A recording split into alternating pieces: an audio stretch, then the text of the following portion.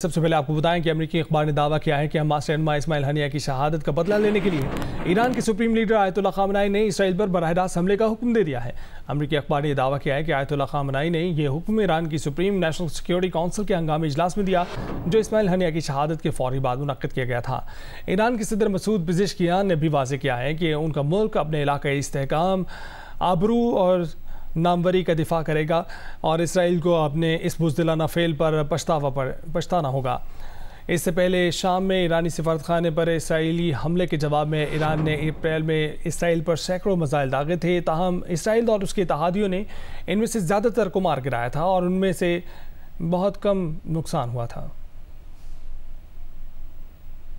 अमेरिकी अखबार ने दावा किया है कि हमास रहनुमा इस्माइल हनिया की शहादत का बदला लेने के लिए ईरान के सुप्रीम लीडर आयतुल्लाह खामनाई ने इसराइल पर बराह रास्त हमले का हुक्म दे दिया है।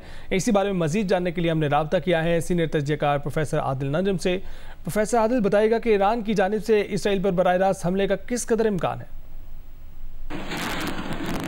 अगर तो ये खबर सही है तो ये यकीनन एक बहुत बड़ी बात होगी। नाउ डायरेक्ट अटैक का मतलब क्या है और उसका ऑपरेशन का वो कैसे ऑपरेशनलाइज होगा, ये यकीनन देखने वाली ये बात है। क्या उसका मतलब यही है कि जैसे पहले हमने देखा अप्रैल में कि मिसाइल और ड्रोन से अटैक हुआ इजराइल सिटीज पे, क्या उसका मतलब वो है? क्या उसका मतलब ऑल आउट वॉर है, जो मेरे ख्याल में नहीं होगा?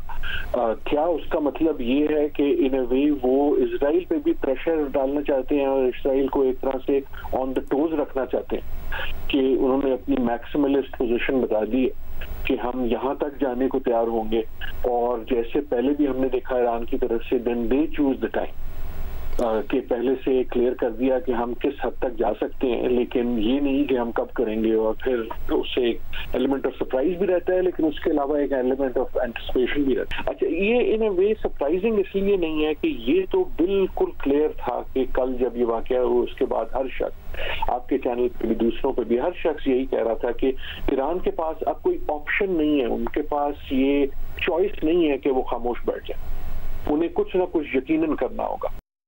प्रोफेसर आदिल नजम, बहुत शुक्रिया आपका इस हवाले से आगाह करने के लिए।